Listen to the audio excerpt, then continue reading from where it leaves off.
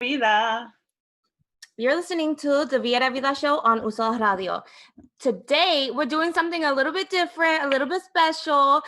This segment today is brought to you by Inclusivo US. Yes, Inclusivo. For those of you who don't know, you will know today as a social and issue advocacy group. Girl, You know the words. You know the words.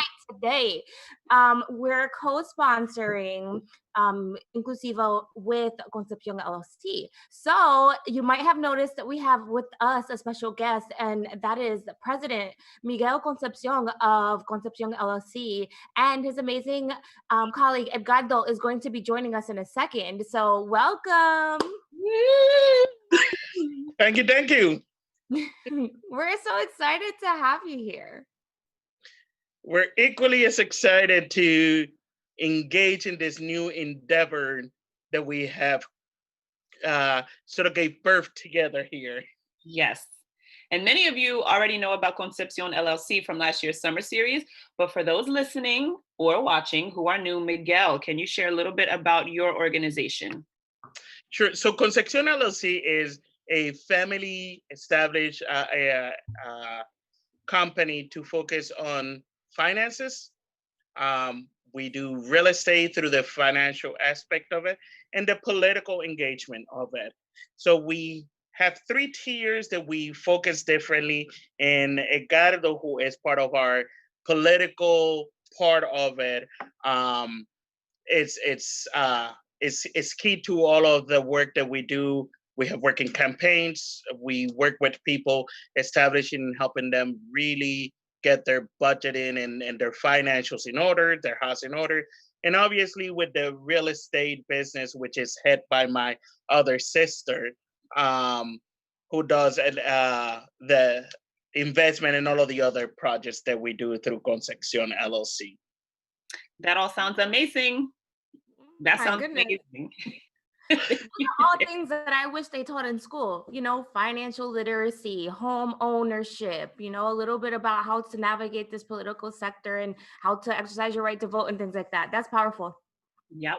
Powerful. So in today's episode, we're going to learn a little bit more about the behind the scenes of not just Concepcion LLC, but also Inclusivo, because a lot of us who were not here last year might have missed exactly what that launch was all about. But before we get into that, we want to do, what we generally call our Roses segment. So we're going to invite our guests to participate in the Roses segment, but I'll go ahead and get us kickstarted. And the Roses segment is a segment in which we highlight and give shout outs to those people who are doing amazing things around the world, amazing things in our lives. And as Chantel put it, we like to give people our roses while they're here, because a lot of people tend to give roses and flowers once people have passed or once something sad has happened. So my roses today are going out to, and this is ambiguous, the city of Philadelphia. Now, I know this is going to be controversial, but I am actually really excited to live in a city now where Juneteenth was officially celebrated as a holiday, officially, you guys. And it is one of the first cities here where we have decided that we're not waiting for the federal government to make that change. We're not waiting for them to decide that one of the most important days in American history are to be celebrated and observed as a holiday. So that's exciting. Obviously, the city itself has been going through a lot of change after the protests, and I'm seeing them trying. It's not perfect, but I see you trying, and I'm grateful for that. So shout out to the city of Philadelphia. Yeah. So you're next. So I am going to give my roses to Doctora Evelyn Núñez, who is now the chief school for the Philadelphia School District. She has been a trailblazer in really moving Latinos into really particular roles, especially on the education side of it, making sure that people of color have the opportunity to become principals. And while she was in her role as leader in Aspira, creating the Aspira School District, if you go around the city of Philadelphia looking for principals and you trace them back, she's the woman behind a lot of those things. So my roses is going to go to her. Powerful. That is really powerful. It looks like we have Edgardo back on the line. Should we throw him right into the roses right away for being late? You got to go to the wolves, Edgardo.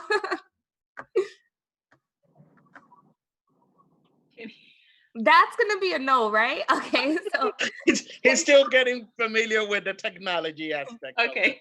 All right. So I'll go next. So I want to give my roses to everybody who's standing up for the fight right now. This is not something new. We know that this has been a long fight and battle for people of color, Black people in this country, for equality, to be seen equally. So my roses, I'm giving them to everybody who is on the front lines, and they are chanting out Black Lives Matter. They are continuously hashtagging Breonna Taylor. They're continuously making sure that we are moving forward. So my rose is going to them, as well as the allies, just because, you know, you might not necessarily be Black or African American, but you're standing there as allies in the fight. So that's who my roses are going to today. You know what? That's really powerful. And for those of you who haven't noticed, we have a little bit of a theme going on, and this theme will continue throughout the episode, but I don't want to ruin the surprise. I will say that we're going to do something a little bit different today that involves a deeper conversation. So what we're going to do actually is head to a break early, and we're going to let you have some time to decompress, because we're getting into the nitty-gritty in this episode about what we're doing as Inclusivo, about racial justice, and about our roles as Latinos in this fight. So stick with us, because just after this break, we're going to dive deep into these topics.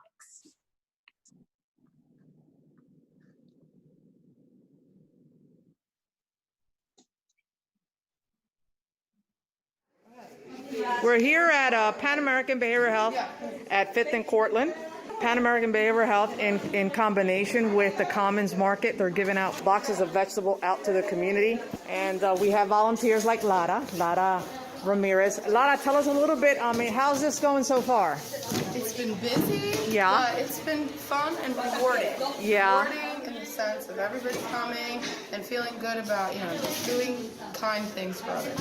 Yeah. So lots of people through here. And they're flowing through, right? Absolutely.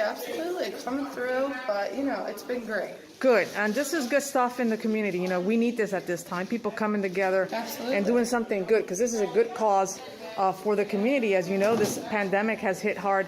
A lot of people, especially Black and brown people, and poor people that live in this community, they have gotten hit really hard. So this is a good thing. And thank you for what you do, and thank you for volunteering. Of course. Thank you. Thank you.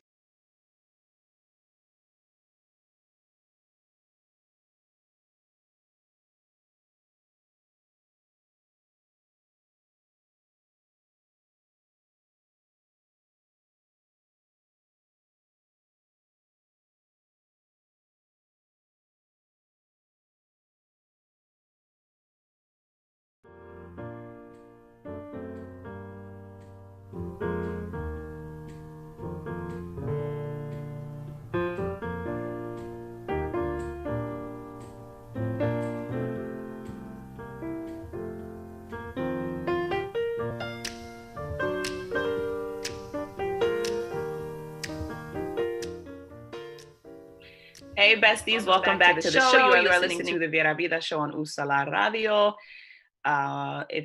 Did I just jump the gun, Julie? I know we were going to do some English and Spanish today, and I think... Oh, yes, girl. Okay, hold on. We got our guest on the channel, so we're going to go ahead and welcome you guys back. Sí, ahora continuamos con nuestro programa de Viera Vida por Usala Radio. Welcome back. We are so excited to have you guys here. Woohoo! We got Edgardo on the line. He made it. Welcome. Wepa, welcome Edgardo. So Edgardo is a colleague of Miguel's at Concepcion LLC. Edgardo, you have been briefed that we will be throwing you straight to the lions on this show. And so that means we want to know, we're going to go ahead and start this segment with you. What roses do you want to give out in this community and lead off our discussion? Roses, a bunch of them. Can I have all of them and give to everybody? That would be a nice thing to do. You got to do one. I've been thinking about that. You told me I had to do it. I definitely thought about my mom, because I don't talk much about her. I don't talk about much on my mom. Nobody in her alley know anything about her. And she had to battle being black and being poor. But you know that she was able to raise two very bright and beautiful kids, me included. Okay? So Angela Clemente, goes my rose today. Amen. I love that. And you guys, there's something to be said about knowing that the people in our lives every day are people that can be making such a huge impact, right? So sometimes when we think about giving a special shout out, or when we think about giving some type of praise, we forget that there are people right in our households that are doing something amazing. So thank you for that. Yes, and now that we are together, everyone, we want to give all the listeners an update on the Inclusivo project. Yes. So in the midst of Black Lives Matter and this entire revolution, we find it imperative to continue with our efforts to bring communities together through our Inclusivo Summer Series. So last year we launched the first annual summer series of Inclusivo, and we want to give a shout out to all of you who came to the events and participated in both tough discussion and social fellowship.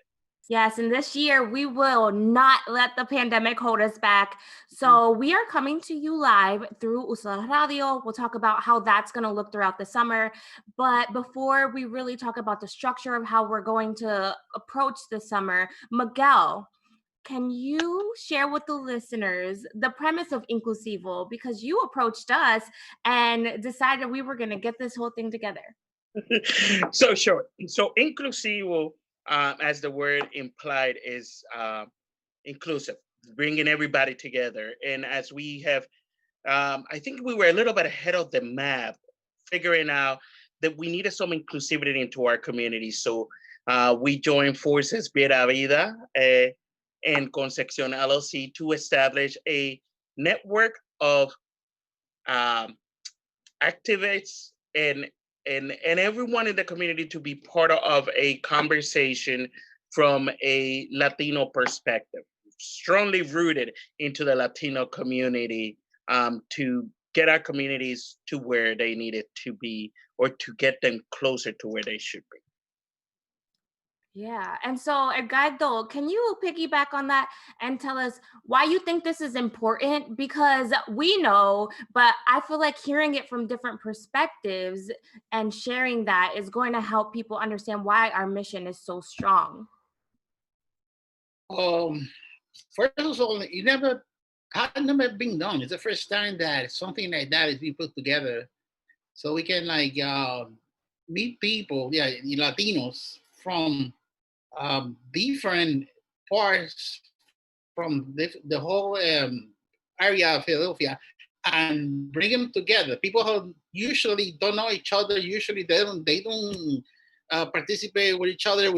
One of the funny experiences, one of the great experiences that we have when we started doing the first one, starts people coming from the suburbs, coming from here, Latinos from everywhere, going down to different places in the barrio, and they were having a ball. I mean, so you start meeting people.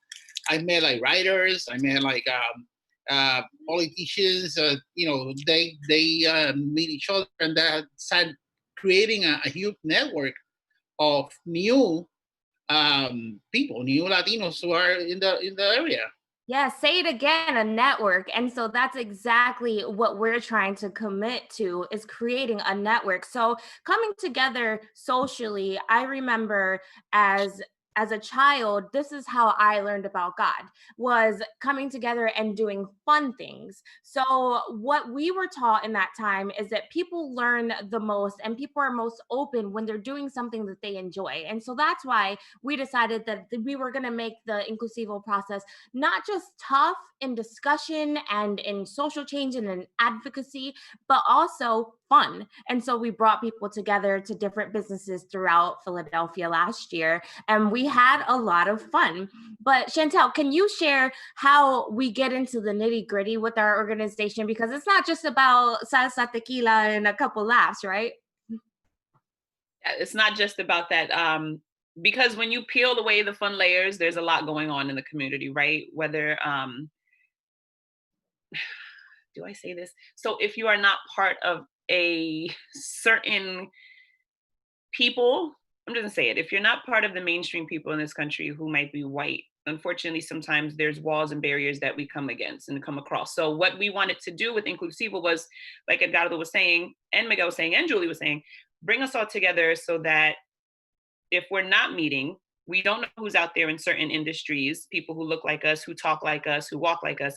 Let's bring everybody together so we know who's who, get connections so that we can help build each other and raise a community together to further advance the culture. Yes. I love when you talk about Inclusivo. I do, Chantel. I just get so inspired. So what I want to do now is just shift gears before we get into the nitty gritty, because just after we share this information, we're going to take a little break and we're going to get deep. We're going to get personal. So what I wanted to do is let you guys know that this year, Inclusivo is going to look a little bit different. So we're going to be proceeding a little bit different. And we wanted you guys to know that because we are not letting anything get in our way. So what we will be doing this year is we're coming together online. So we are so excited and so blessed to have this platform on USA Radio to be able to create change. So on Viera Vida, we have committed to sponsoring every other week for USA Radio to be a platform for Inclusivo, for racial justice, and for the programs that we are trying to run. And we hope that you will join us every other week on Saturday at 10 a.m. starting today to learn about Inclusivo. So you guys, I just want to send you to a break. Enjoy the beautiful music that Chantel has prepared for us and come back, because after this, we're going to get deep and personal and let you know exactly what our fight is.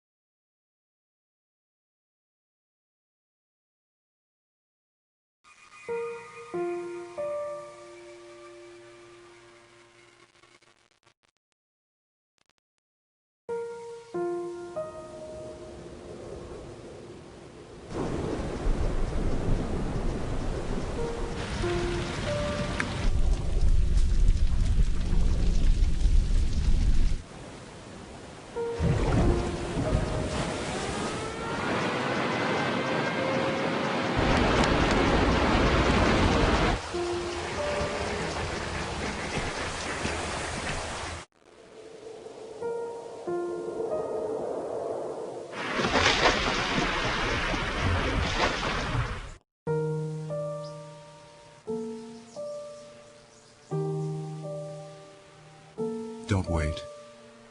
Communicate. Make your emergency plan today.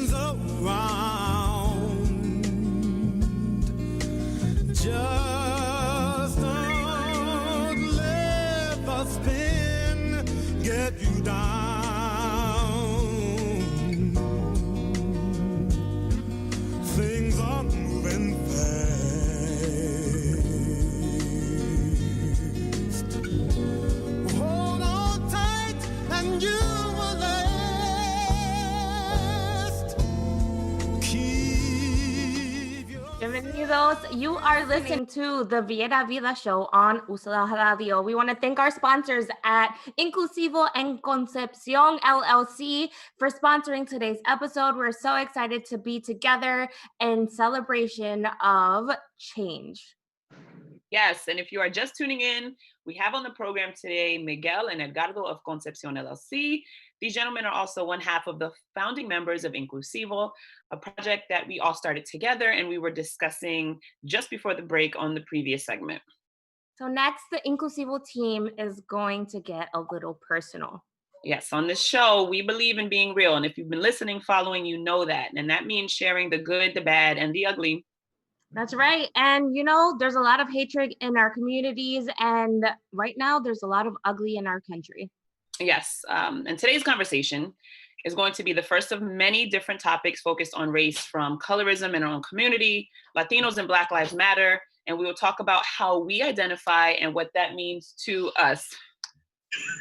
I just want to say very firmly that we at Viera Vida are firmly anti-racist. We believe that it is our duty to speak up when we see injustices around this world. And so we are here today to do just that.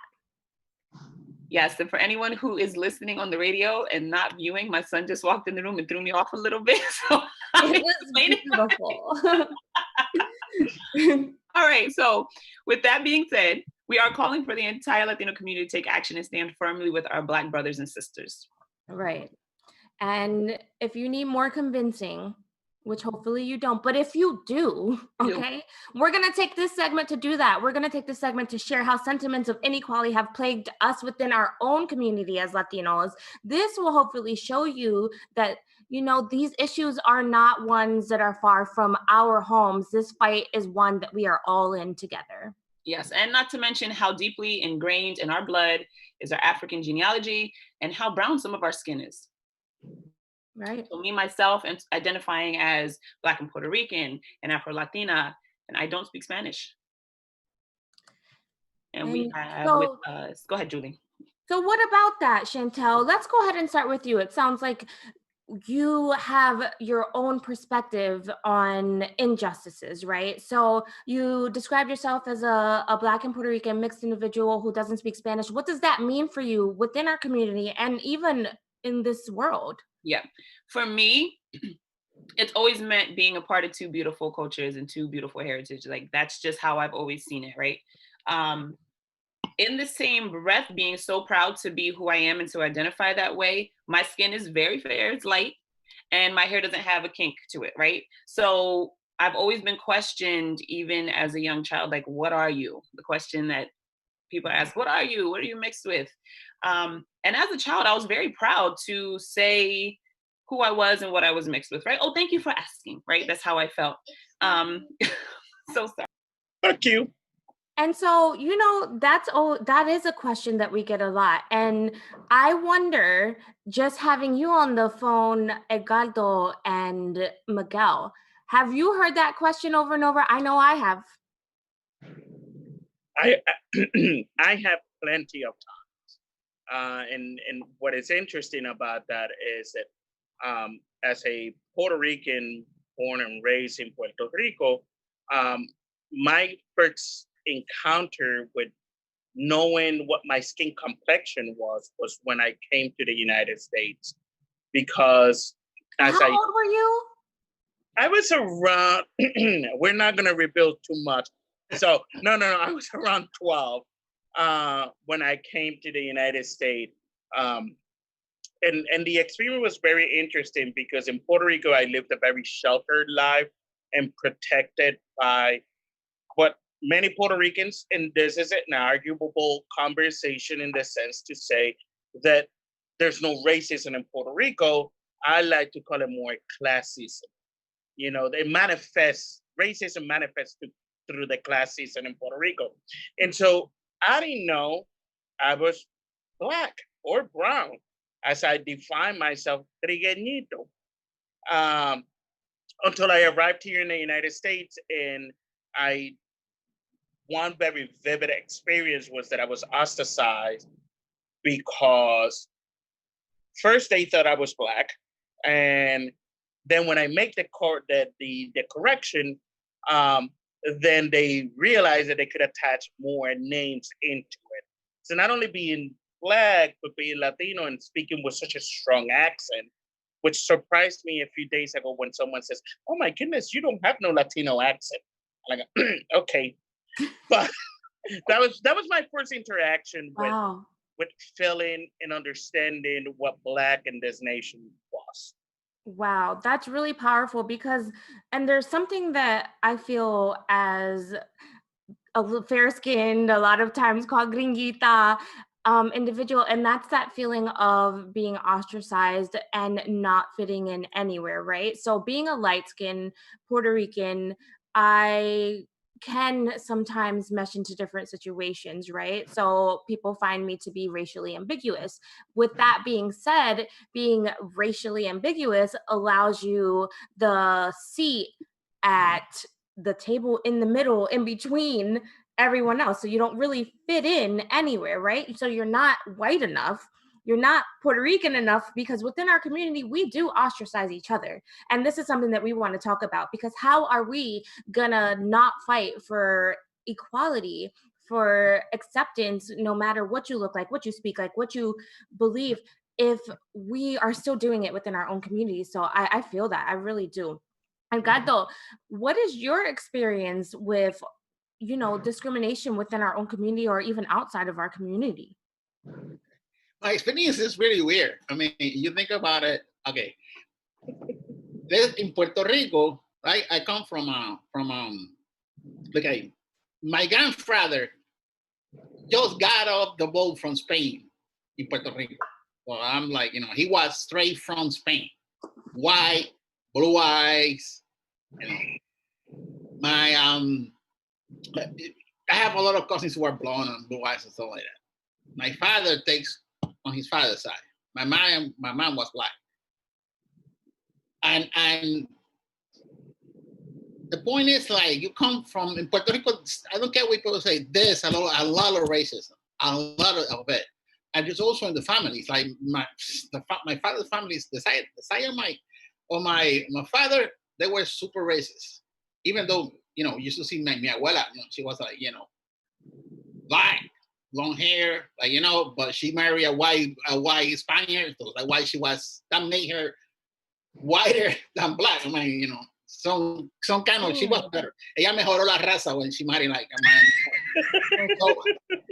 But they were super racist. They were super racist. I mean, and the way me POC, they love me because I'm part of the family, but they were racist, big time.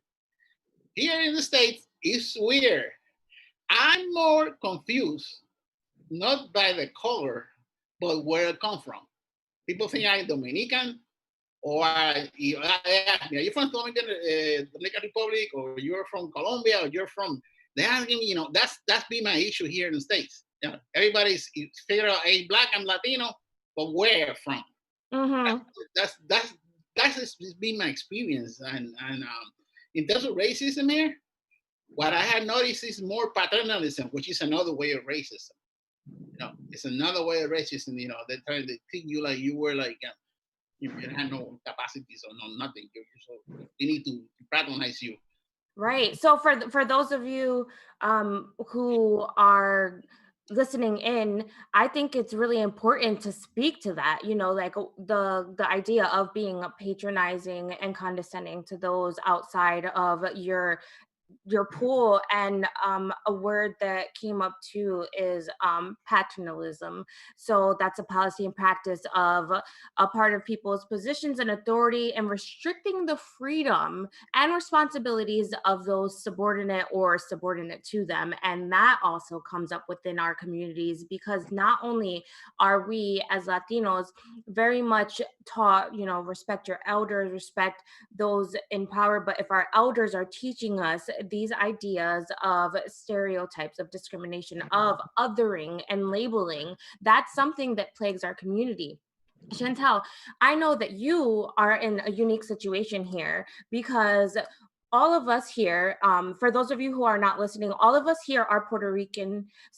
If you're not watching the video, Chantel and I are fair skinned and Miguel and Edgardo are dark skinned, and we all come from the same place, right? But Chantel, you're in a unique situation where you actually are mixed, half Black, half Puerto Rican, which is really interesting because this fight is one that you've shared examples of way long before all of this happening. I remember you sharing a story about your father being pulled over and just how scary that was. Can you share a little bit about the stress that brings to a child's psyche? Yes, and that's funny that you say that, because I literally had a conversation with my mother the other day about that and my perception of police, right? Have I had bad dealings with the police with how I look? Not necessarily, but I've learned that I found that I have an aggression towards them. And I think that's because of what my father went through. I was a baby when it happened, so I wasn't old enough to remember, but hearing the story and seeing my father's perception of police because of what happened to him. Would you mind sharing that story for maybe listeners who haven't heard it before? Yeah, so my father was in the military and we were stationed in the state of Washington. So we were home. I was born, I think it was the winter after I was born. I was born in April. We came home in December for the Christmas break. My father was up really late or early in the morning to drop something off to my mom. I think it was my bottles or something. So him and his brother took it to my mom and then went back to his mother's house. And on the way back home to his mom's, they realized there was a police car behind them. Because he saw the police car, because they're Black, they know they have to, unfortunately, let's make sure we stop at every stop sign. You have to make sure you put on your blinker, like drive this car smart, for lack of better words. And I hate that I even have to say that, right? And they did. And this cop car followed them all the way to my grandmother's house. And the police officer, when he got out of his car, immediately drew his weapon on them. My father, my uncle made it out of the situation to be alive and to still tell that story. Unfortunately, a lot of our Black brothers and sisters have not made it out, as you can see, the happenings and everything that's going on in the news. But because of my father's experience and because of what he went through, I have seen, being in the car with him, my father hasn't been pulled over a lot, but anytime that we have, there's an immediate aggression. Yeah, and you know what? That's scary. Am I doubling or is it just on my end? No, I think we're gonna have to mute Edgardo. I think it was Edgardo. Okay, we're all good now. So one thing that brings to me is this idea of living in fear, right? And when you're living in fear, you're not living your best life. You're not even, let's forget the hundreds of years of just being behind in terms of socioeconomic, educational, and just general privilege. Yeah. This idea of living in fear is super hindering. And it's sad because within our own communities, we have perpetuated these ideologies in a lot of ways, right? So where it was okay to be fear. Oh no, cierra la puerta, just you need to be safe, whatever. But that is this idea of continuing to live in fear, right? So when I wake up in the morning and I send my husband off, who is a Dominican, and for those of you Latinos who don't know this, if you are a dark-skinned Latino, you are Black, okay? So don't forget that. So when I send my husband out, I know Miguel has a little bit of a hard time understanding this, being Puerto Rican, but in this country, Yeah. Because race is a social construct. Race was made up. So if you looked a certain way, you were a certain race. And that is completely different from ethnicity. So when I send my husband to work in the morning, I'm scared. He goes to Temple Hospital, and he's in the middle of, like it's one of the most, it's a trauma hospital. It's right in the middle of North Philly. And I'm like always wondering what's gonna happen. And one time we were driving to the airport, and it's like 5 o'clock in the morning. And when I tell you, this cop car was so close to the back of our car, like it was actually really scary. I remember it was so close. Julio had to like kind of speed up a little bit because he was just trailing us, and what's that called? Tailgating. So it got to the point where he pushed us over the speed limit. And so he decided he would pull us over. And when he pulled us over, my husband, dark skinned Julio, didn't act in accordance to what he thought the subordinate should act as. So he was questioning, why am I being pulled over? Well, you were kind of pushing me. There was no place for me to go, and blah, blah, blah. Gave a tremendous ticket, made us miss our flight. It was an entire thing, right? Obviously, we then fought it, and I'm excited that, we won. But this is just one example. You see that there were all these other cars who were actually past the speed limit, but you see a minority in a car. And so that does kind of shape the way that we see, not just police, but that we see this idea of racial inequality. And so I'm just interested in knowing, Miguel, what your idea of this entire thing is, because I know that you have always been a political person. You have, I know Joe Garcia, and you've had lots of friends within the police force, and you're a dark skinned Latino. What does that mean for you? Yeah, if she didn't ask you, Miguel, I was coming to you next. So, So it's very interesting because my experience has been, and I don't know if it has to do with my relationship with the police force and the political level in which I have dived in. I have a very different experience, right? My experience with the police force has been nothing but pleasant. Now, not to say that I may think I am the exception to the rule, right? So when I see a police car, I'm not concerned, right? I will drive as normal. I tell you that my experience with police has been within my own group, right? Within the minority group. And I don't know if it has to do with the fraternity that they have created and that those folks of color within the force feels that they need to do this in order to be able to be accepted. But I tell you this much, when I get pulled over by a white cop, I am not as concerned as if when I get pulled over by a fellow African-American or Latino cop. Ooh, speak to that. Because my experience has been that for very odd reasons, my interaction with them is way different. My car has been impounded. I have been ticketed. In my experience, and again, I don't know, and I know I'm the exception to that rule because obviously we had seen what has happened. And when I get pulled over, and I, I am one of those who put the seatbelt on the car seat, not on me. And when I get pulled over by a white cop, I am very comfortable in leaving that seat there.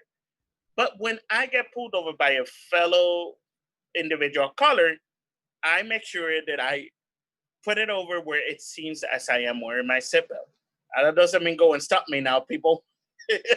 So that brings up a very, very important conversation. And that conversation is one of us as Latinos or general minorities having to work so hard to fit in. So whether or not we agree with this, which obviously we do not, but I would argue that this is a symptom of oppression. When Latinos, minorities, or whatever group that is marginalized goes against their own group, that is systemic. That is an injustice. And that is something that I am so glad that you brought up because it is powerful. Edgardo, as a voice of wisdom within our group, and we always do this, we label each other in different ways. He has been really great at sharing his experiences. It looks like he's muted right now, but I would love to hear those in a second. But I think it's really important for us to identify that, we cannot justify the treatment through prejudice or notions of and racist ideologies and different sentiments because it's dangerous. Edgardo, so what is your perspective on all of this?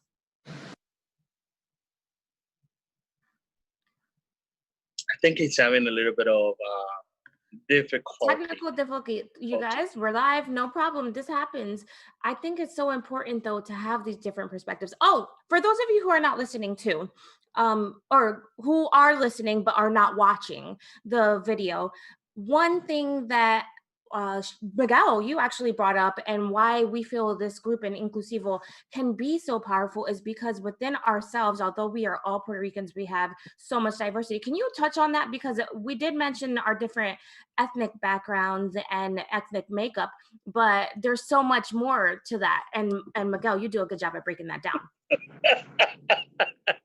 Okay, so I think that's a nervous laugh, by the way, guys. He doesn't think it's funny. I think he just gets nervous about having to speak, but he does it so well. You're fine. Go ahead, sir. torturing me here. And that's the beauty of this unique team, right? So the beauty of our team has been that our strength lies in our very difference, right? So Edgardo, who we like to call him the wise and wisdom because of the many years and experience that he has under his belt, sort of keeps us in check with the what we like to call the baby boomers audience. Chantel, with her motherly, as you may know, Chantel may be the only mother of this team. I'm not saying the only parent, I'm saying the only mother. And so she has this nurturing approach and sort of brings things into this total, complete sense of purpose and reality, as you will see. And so we mix and match in those things. And then we have Julie, who is this, and I'm going to choose the words carefully here because they could be misinterpreted. Her way of making sure that everyone is taken care and it's protected and that it's thoughtful.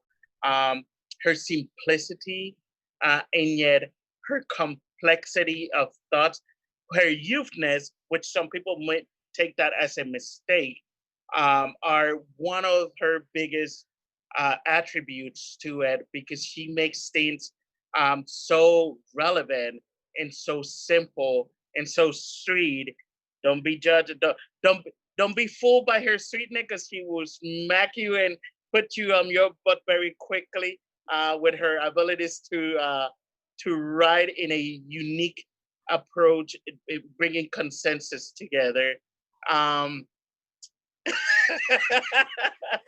sorry, I wasn't expecting this to be emotional. And you share you. Okay, hold on. You don't have to do you. I got you. So Miguel, what does he bring to Inclusivo besides all of the amazing work? And you know what? I feel that Miguel is one of the most honest and charismatic people at the same time. So what Miguel brings is not only so much connections in terms of the political sphere, in terms of education, in terms of he knows Philly. He knows Philly inside and out. And Miguel has a really great sense of, people skills. And so when we come and put all of those skills together, we have Inclusivo. We're including all of these skills when we come together, because we're not just a mom. We're not just interested in politics. We're not just interested. We are bringing what we consider huge aspects of all of our communities together to try to make a change. And I think it's really powerful. So I wanted to, and I know we're like a little short on time. I wanted to bring a documentary up, like I always do, but this one's not on Netflix, so don't worry. Oh, it's not? No, this was not on Netflix. Because one thing that we want to continue having this conversation, right? And it's a little tough within the time frame that we have of a little less than an hour and breaks that we have to take, etc. But I want to mention a documentary, a series documentary by Henry Louis Gates Jr. called Black in Latin America. It was put on PBS, and right now it's on Amazon Prime. It's very good and very interesting. And if anybody has time to watch it, especially when we're home, I know people are working from home as well during this time of COVID-19 that we're going through. Silence that phone. It's like, no. If I want to ask people if they have a moment to maybe tune into an episode or two. You don't have to watch all of them, because each episode is to a specific Spanish-speaking country. One might be Mexico, one might be Dominican Republic, one is Cuba, and it talks about the history of Black people, the history of Africans in that country, and to call it what it is, the whitewashing of the history in those countries. So I wanted to mention that before we go. I'm going to watch it again. And hopefully by the next time we talk, we can continue this conversation and maybe just speak on some of those things. Because you know me and my documentaries. Right. And so as a team, we have committed, Inclusivo has committed to really understanding and learning more about our history and how it is so impacted and tied to what is going on in this revolution here in America. Yeah. So we will be watching it and we will be discussing in part some of these topics whenever we get back together in 2 weeks. So I encourage you guys to come back and to participate in that. So as we wrap up the show, we just have a couple call to actions, right? So check out the documentary. If you have time, maybe just 1 episode or 2 episodes, or just get online and learn. Go find your resources. Check out the American Psychological Association. There's so much truth on that website about the impact of racial inequalities and the stress that it has caused within our community.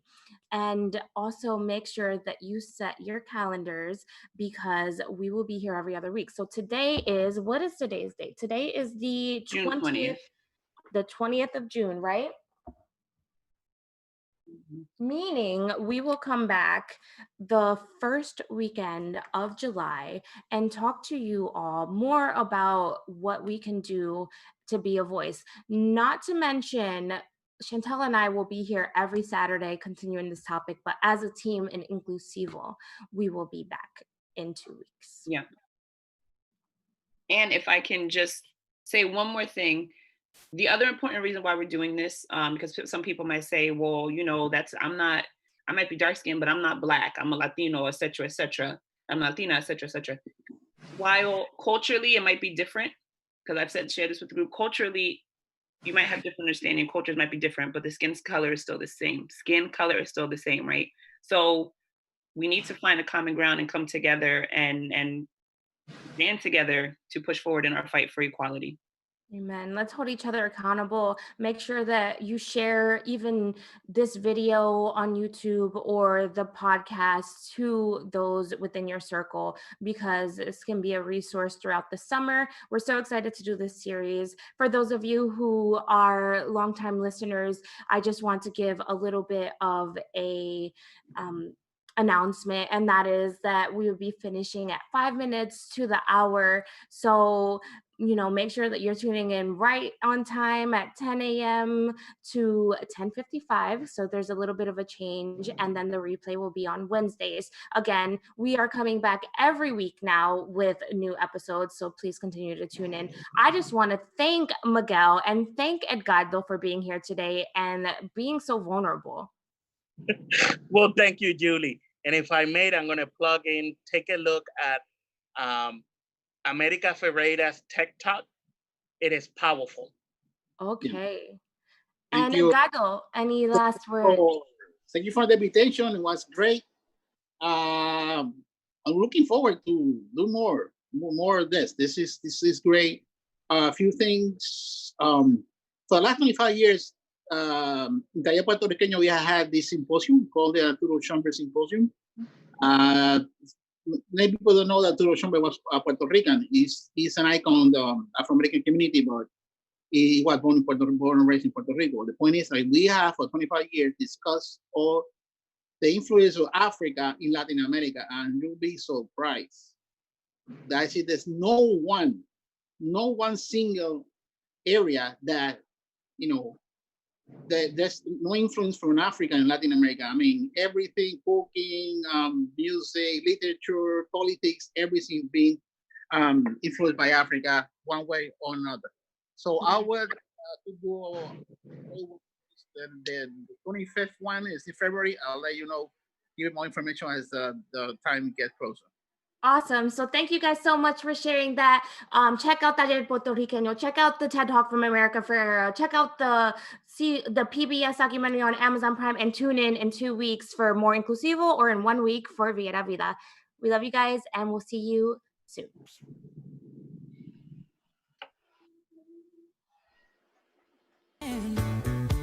Travel.